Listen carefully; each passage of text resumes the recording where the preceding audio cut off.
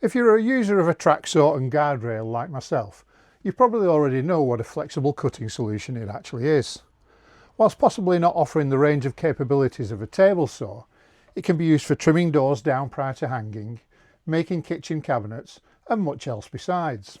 However, it's only when you use it in conjunction with an MFT style workbench like this, with an orthogonal grid, that it really comes into its own, allowing you to make repeated and accurate square cuts. Hi, I'm Chris, and this is the Handyman at Home channel.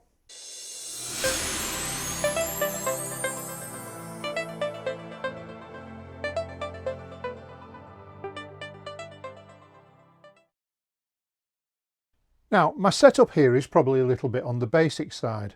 I've got the worktop itself, CNC machined, which I bought online, and then the bench, which I designed and made around the worktop. In terms of equipment, as well as the saw and the guide rail, I've got half a dozen of these BenchTops in 2 different sizes, and the small ones are quite tight. I've also got 10 of these plastic spacers, which act to lift the workpiece off the surface of the worktop so that it doesn't get cut into as well. I'll include links to all these items in the description. Now, if I'm honest, I've got into the bad habit of not bothering with any of that. Instead, I've just tended to position the workpiece over this cut slot, slap down my guide rail, get my track saw, put the vacuum on, and make the cut. And until recently, the cut piece just fell on the floor, which is why I finally fitted this drop down extension which supports the material whilst maintaining the cut slot. So back to the proper way of doing things. With a couple of BenchTops set up horizontally, that gives you a firm fence against which you can push your workpiece. Then with 2 more BenchTops aligned vertically and your guide rail pushed hard up against them, you're pretty much ensured to get a good 90-degree square cut every time. However, if you're not paying full attention, it's quite easy for one or both of the ends of the guide rail to move slightly away from the BenchTops, resulting in a cut that's anything but square.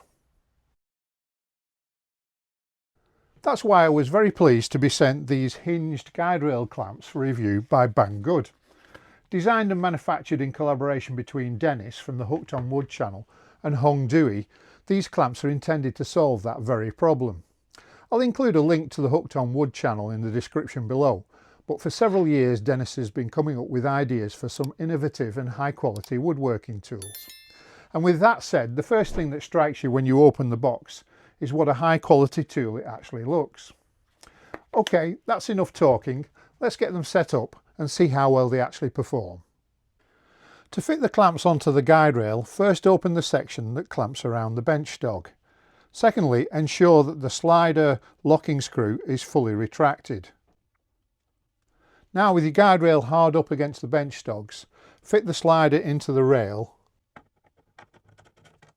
and move it along to the BenchTop. You should now nip it loosely around the BenchTop, but as you'll see, it won't go around my BenchTops, and that's because the diameter of the BenchTops is outside the range of the clamps.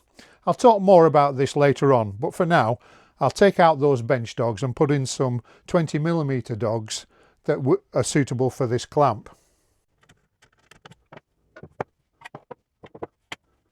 Okay, with my 20mm diameter BenchTops in position, I should now be able to slide up the clamp, put the other half round it, and at this stage just nip it up loosely. Now do the same for the other one. Firmly push the larger half of the clamp against the BenchTop and then tighten up the slider by turning this small brass thumb screw.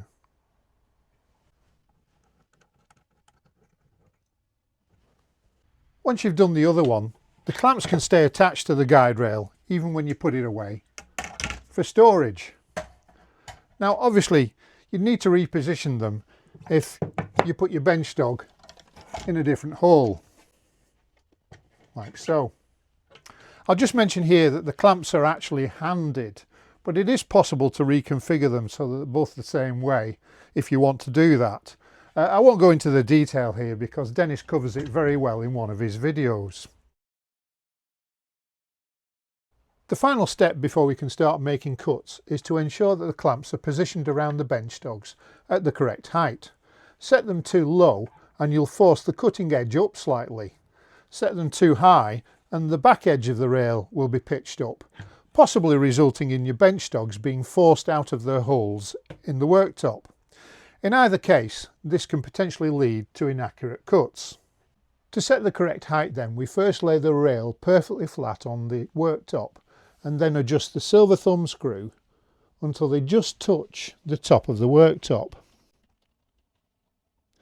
Now whilst it is actually touching the worktop here, the thumb screw is at the end of its travel.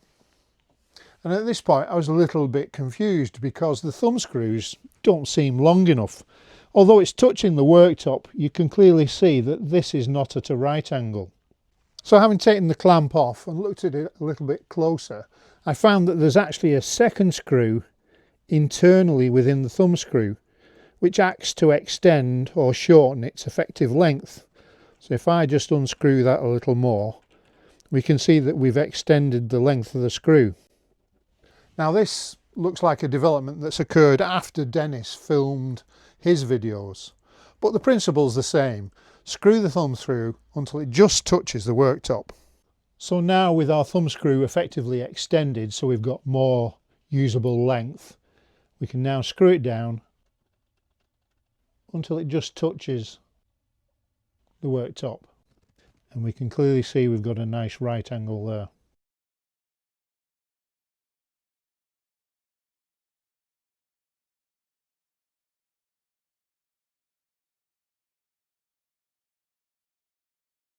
With that done for both of them, it now sets effectively a depth stop, or maybe we should call it a height stop, and ensures that the clamp is at a perfect right angle. Having removed my rail, I'm now going to put in some plastic spacers to lift my workpiece off the worktop. Put the rail back on.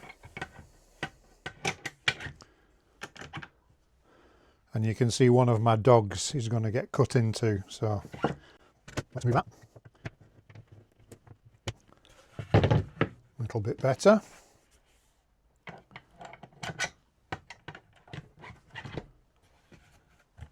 Okay. Now with an offcut of the same thickness as my workpiece and an upturned plastic spacer, we can tighten up the brass thumb screw, thus setting the clamp at a perfect 90-degree right angle. Now clearly this is a bit more complicated due to me using these plastic spacers to lift the workpiece off the worktop so that it doesn't get cut into. Now you may have a cutting slot, maybe a piece of T-rail or just a groove in your worktop where you normally make cuts, so you won't need to bother with these, in which case your workpiece would be slightly lower and you would then just set the position of the thumb screw on the top of a piece of scrap. Having repeated the process on the other clamp, we've now got both set up at the correct height, so we're ready to start making some cuts. At last, you all shout. So what I'm going to do now is take my workpiece and cut off a number of equally sized pieces. So I lift it up, see how it hinges there, which allows me to easily move the workpiece. So I've moved it forward to this depth stop I've created. 2 dogs, some scrap wood, which I know is square. That's going to give me a distance. It's something like 25 to 30 millimeters. I don't know exactly. Right, so we're ready to make some cuts. Vacuum on.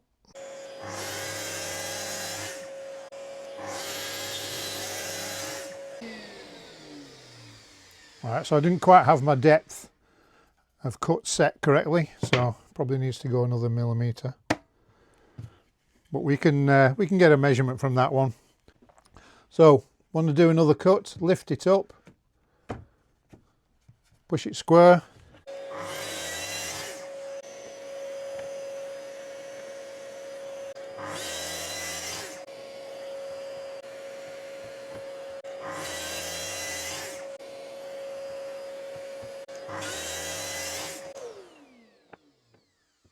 So I've got 5 pieces there. I'll measure them up, put the figures on the screen. But I think what we saw was how easy it is to move the workpiece into a new position, ready for the next cut. Now, going through that setup process step by step, like I did earlier, probably makes it appear unduly complex, when in reality it's not. Once you've got the clamps fixed to your guide rail, that's done. Once you've set the height of your silver thumb screws, that's done.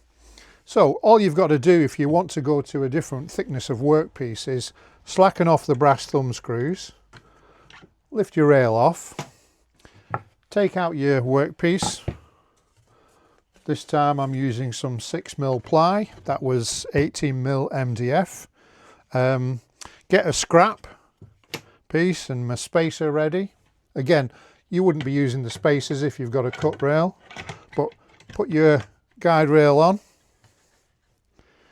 get your scrap and your workpiece, just position it underneath the clamp so it's set it again at 90 degrees, nip it up, likewise at the other one,